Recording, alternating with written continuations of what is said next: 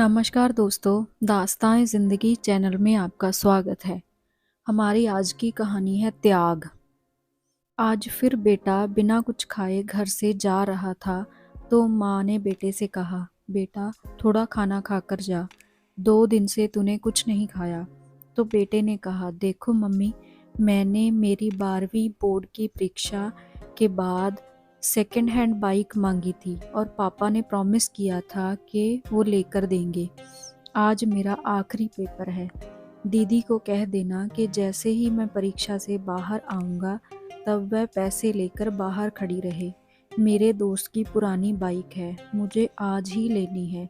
और हाँ, यदि दीदी वहाँ पैसे लेकर नहीं आई तो मैं घर वापस नहीं आऊँगा। एक गरीब घर के बेटे मोहित की जिद और माता की लाचारी आमने सामने टकरा रही थी।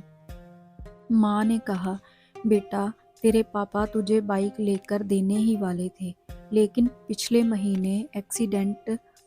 इससे पहले कि माँ अपनी बात पूरी कर पाती, उससे पहले मोहित बोला, मैं कुछ नहीं जानता, मुझे तो बाइक चाहिए ही चाहिए। ऐसा बोलकर मोहित अपनी मम्मी को गरीबी और लाचारी की मझधार में छोड़कर घर से बाहर निकल गया। 12वीं बोर्ड की परीक्षा के बाद भागवत सर एक अनोखी परीक्षा का आयोजन करते थे। हालांकि भागवत सर का विषय गणित था, किंतु विद्यार्थियों को जीवन का गणित भी तो समझाते थे। उनके सभी विद्यार्थी यह परीक्षा देने जरूर आते थे। इस साल परीक्षा का विषय था मेरी पारिवारिक भूमिका। मोहित परीक्षा कक्षा में आकर बैठ गया। उसने मन में गांठ बांध ली थी कि यदि मुझे बाइक नहीं लेकर देंगे तो मैं घर नहीं जाऊंगा। भागवत सर ने क्लास में सभी को पेपर बांट दिए। पेपर में कुल 10 प्रश्न थे। उत्तर देने के लिए 1 घंटे का समय दिया गया था। मोहित ने पहले प्रश्न को पढ़ा। आपके घर में आपके पिताजी, माताजी, बहन, भाई और आप कितने घंटे काम करते हो? विस्तार में बताइए। मोहित ने तुरंत जवाब लिखना शुरू कर दिया। पापा सुबह 6 बजे टिफिन के साथ अपनी ऑटो रिक्शा लेकर निकल जाते हैं और रात को 9 बजे वापस आते हैं। ऐसे में वह लगभग 15 घंटे काम करते हैं। मम्मी सुबह 4 बजे उठकर पापा का टिफिन तैयार करती हैं, बाद में घर का सारा काम करती हैं, दोपहर को सिलाई का काम करती हैं और सभी लोगों के सो जाने के बाद वह सोती हैं। लगभग रोज 16 घंटे काम करती हैं। दीदी सुबह कॉलेज जाती है और शाम को 4 से 8 बजे तक पार्ट टाइम जॉब करती है और रात को मम्मी के काम में मदद करती है। लगभग 12 से 13 घंटे काम करती हैं। मैं सुबह 6 बजे उठता हूँ और दोपहर को स्कूल से आकर खाना खाकर सो जाता हूँ। शाम को अपने दोस्तों के साथ टहलता हूँ, रात को 11 बजे तक पढ़ता हूँ, तो लगभग 10 घंटे मैं व्यस्त रहता हूँ। पहले सवाल के जवाब के बाद मोहित ने दूसरा प्रश्न पढ़ा। आपके घर की मासिक कुल आमदनी कितनी है? तो मोहित ने जवाब लिखना शुरू किया। मेरे पापा की आमदनी लगभग 10,000 रुपये है। मम्मी और दीदी मिलकर 5,000 कुल जोड़ लेते हैं। कुल आमदनी 15,000 रुपये है।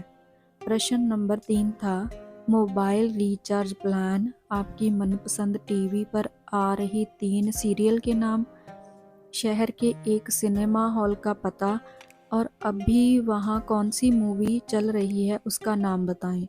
सभी प्रश्नों के जवाब आसान होने के कारण मोहित ने फटाफट 2 मिनट में लिख दिए। अब बारी थी प्रश्न नंबर 4 की और 4 नंबर प्रश्न था, 1 किलो आलू और भिंडी की कीमत क्या है? 1 किलो गेहूं, चावल और तेल की कीमत बताएं और जहां पर घर का गेहूं पिसाने जाते हैं उस आटा चक्की का पता भी बताएं। मोहित को इस सवाल का जवाब नहीं आया। उसे समझ में आया कि हमारे दैनिक आवश्यक ज़रूरतों की चीज़ों के बारे में तो उसे थोड़ा सा पता ही नहीं है। मम्मी जब भी कोई काम बताती थी तो मना कर देता था। आज उसे समझ में आया कि बेकार की चीज़ें, मोबाइल रिचार्ज, मूवी का ज्ञान ही ज़रूरी नहीं है। अपने घर के कामों की समझ होना भी बहुत ज़रूरी है। प्रश्न नंबर 5 था, आप अपने घर में भोजन को लेकर कभी तकरार या गुस्सा करते हैं? तो मोहित ने सोचकर जवाब लिखा, हाँ, मुझे आलू के सिवा कोई सब्जी पसंद नहीं है। यदि मम्मी और कोई सब्जी बनाए तो मेरे घर में झगड़ा होता है। कई बार मैं बिना खाना खाए उठ खड़ा हो जाता हूँ। इतना लिखते ही मोहित को याद आया कि आलू की सब्जी से मम्मी को गैस की तकलीफ होती है, पेट में दर्द होता है। मम्मी अपनी सब्जी में एक बड़ी चम्मच अजवाइन डालकर खाती हैं। एक दिन मैंने गलती से मम्मी की सब्जी खा ली थी और फिर मैं थूक दिया था और फिर पूछा कि मम्मी तुम इतनी कड़वी सब्जी क्यों खाती हो? तब दीदी ने बताया था कि हमारे घर की स्थिति इतनी अच्छी नहीं है कि हम दो दो सब्जियां बनाकर खाएं। तुम्हारी जिद के कारण मम्मी बेचारी क्या करे। मोहित ने अपनी यादों से बाहर आकर अगले प्रश्न को पढ़ा। अगला प्रश्न नंबर 6 था कि आपने अपने घर में की हुई आखिरी जिद के बारे में लिखिए। मोहित ने जवाब लिखना शुरू किया। मेरी बोर्ड की परीक्षा पूर्ण होने के बाद दूसरे ही दिन बाइक के लिए जिद की थी। पापा ने कोई जवाब नहीं दिया था और मम्मी ने समझाया था कि घर में पैसे नहीं हैं, लेकिन मैं नहीं माना। मैंने 2 दिन से घर में खाना छोड़ दिया था। जब तक बाइक नहीं लेकर देंगे मैं खाना नहीं खाऊंगा और आज तो मैं घर वापस ही नहीं जाऊंगा, यह कहकर निकला हूँ। अब बारी थी प्रश्न नंबर 7 की और प्रश्न नंबर 7 था कि आपको अपने घर में मिल रही पॉकेट मनी का आप क्या करते हैं? आपके भाई बहन अपनी पॉकेट मनी कैसे खर्च करते हैं? तो मोहित ने जवाब लिखना शुरू किया।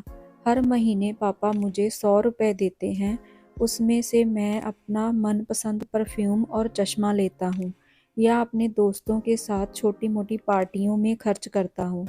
मेरी दीदी को भी 100 रुपये मिलते हैं, वह खुद भी कमाती है और पगार के पैसे मम्मी को आर्थिक मदद के लिए देती है। हाँ, उसको दिए पॉकेट मनी वो बैग गुल्लक में डालकर बचत करती है। उसे किसी प्रकार का कोई शौक नहीं है क्योंकि वह कंजूस भी है। इसके बाद प्रश्न नंबर 8, आप अपनी खुद की पारिवारिक जिम्मेदारी को समझते हैं? यह प्रश्न अटपटा और मुश्किल होने के बाद भी मोहित ने जवाब लिखना शुरू किया।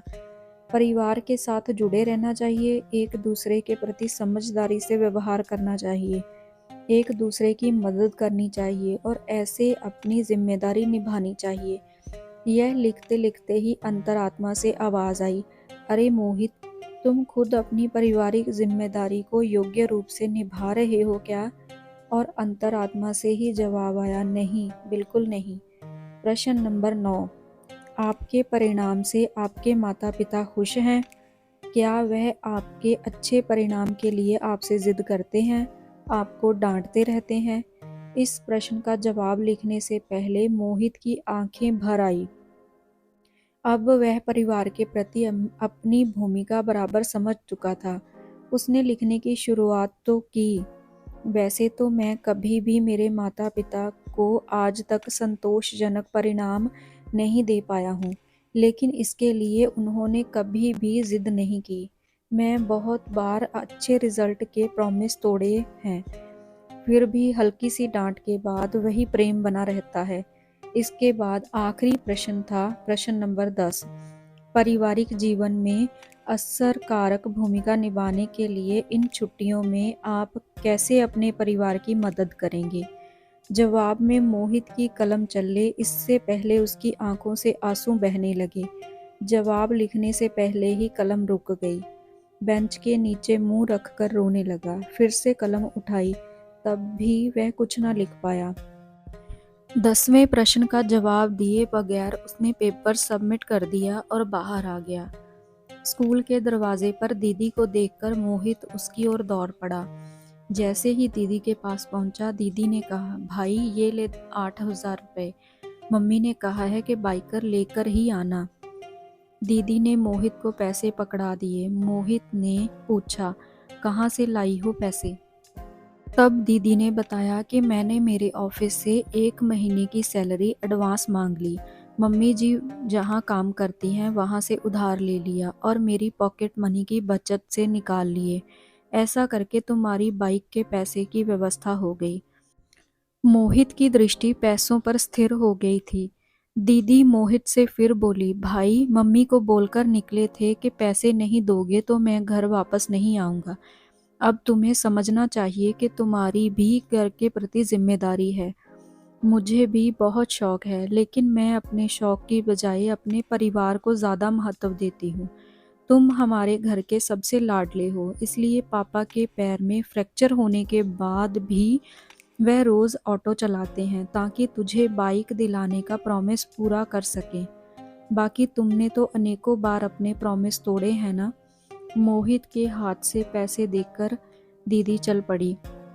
उसी समय मोहित का दोस्त वहां अपनी बाइक लेकर आ गया। उसने अच्छे से बाइक को चमका दिया था। दोस्त ने कहा, ले मोहित, आज से यह बाइक तुम्हारी। सब 12,000 रुपये मांग रहे थे, मगर यह तुम्हारे लिए 8,000 रुपये में है। मोहित बाइक की ओर एकटक देख रहा था और थोड़ी देर बाद बोला, दोस्त तुम अपनी बाइक उसे 12,000 रुपये वाले को ही दे देना। मेरे पास पैसों की व्यवस्था नहीं हो पाई है और होने की संभावना भी नहीं है। यह कहकर मोहित सीधा भागवत सर की कैबिन में जा पहुंचा। भागवत सर ने मोहित की ओर देखा और पूछा, अरे मोहित, कैसा लिखा है पेपर में? तब मोहित बोला, सर यह कोई पेपर नहीं था, यह तो मेरे लिए मेरे जीवन का दिशा निर्देश था। मैंने एक प्रश्न का जवाब छोड़ दिया है, किंतु वह जवाब लिखकर अपने जीवन की जवाबदेही निभा कर दूंगा। इतना कहकर भागवत सर के चरण स्पर्श किए और अपने घर की ओर निकल पड़ा। घर पहुंचते ही मोहित ने देखा कि मम्मी पापा दीदी सब उसकी राह देख रहे थे। मोहित को देखते ही मम्मी ने पूछा, बेटा बाइक कहाँ है? मोहित ने दीदी के हाथों में पैसे थमा दिए और कहा, सॉरी मुझे बाइक नहीं चाहिए। पापा मुझे ऑटो की चाबी दो, आज से मैं ऑटो चलाऊंगा और आप थोड़े दिन आराम करेंगे। और मम्मी, आज मेरी पहली कमाई शुरू होगी, इसलिए तुम अपनी पसंद की सब्जी ले आना। रात को हम सब साथ मिलकर खाना खाएंगे। मोहित के स्वभाव में आए परिवर्तन को देखकर मम्मी ने उसको गले लगा लिया और कहा, बेटा सुबह जो तुम कहकर गए थे वह बात मैंने तुम्हारे पापा को बताई थी और इसलिए तुम्हारे पापा दुखी हो गए, काम छोड़कर घर वापस आ गए। भले ही मुझे पेट में दर्द होता हो, लेकिन आज तो मैं तेरी पसंद की ही सब्जी बनाऊंगी। तब मोहित ने कहा, नहीं मम्मी, अब मैं समझ गया हूँ मेरे घर परिवार में मेरी भूमिका क्या है। मैं रात को आपकी पसंद की सब्जी ही खाऊंगा। परीक्षा में मैं आखिरी जवाब नहीं लिखा, वह प्रैक्टिकल करके दिखाना है। और हाँ मम्मी, हम गेहूं पीसने कहाँ जाते हैं, उस आटा चक्की का नाम और पता भी मुझे दो। इसी समय भागवत सर घर में प्रवेश करते हैं और बोले, वाह मोहित वाह, जो जवाब तुमने लिख कर नहीं दिया वह प्रैक्टिकल जीवन में कर कर दे दिया। मोहित भागवत सर को देखकर आश्चर्यचकित हो गया और बोला, सर आप और यहाँ? तब भागवत सर बोले, मुझे मिलकर तुम चले गए, उसके बाद मैं तुम्हारा पेपर पढ़ा, इसलिए तुम्हारे घर की ओर निकल पड़ा। मैं बहुत देर से तुम्हारे घर के अंदर के परिवर्तन को सुन रहा था। मेरी अनोखी परीक्षा सफल रही और उस परीक्षा में तुमने पहले नंबर पाया है। ऐसा बोलकर भागवत सर ने मोहित के सर पर हाथ रख दिया और उसे आशीर्वाद दिया। मोहित ने तुरंत ही भागवत सर के पैर छुए और ऑटो रिक्शा चलाने निकल पड़ा। मॉरल ऑफ द स्टोरी, परिवार के त्याग को समझकर जैसे मोहित ने अपने जीवन को बदला, वैसे ही हमें भी परिस्थितियों के अनुसार अपने आप को बदलना चाहिए। गरीबी को ख़त्म करने के लिए एक पीढ़ी को मेहनत करनी ही पड़ेगी। मेहनत करने से पीछे ना हटे। सो दोस्तों, आपको आज की कहानी कैसी लगी कमेंट बॉक्स में बताइए। ऐसी और कहानियाँ देखने और सुनने के लिए चैनल को प्लीज़ लाइक करें, सब्सक्राइब करें और शेयर करें। Thanks for watching.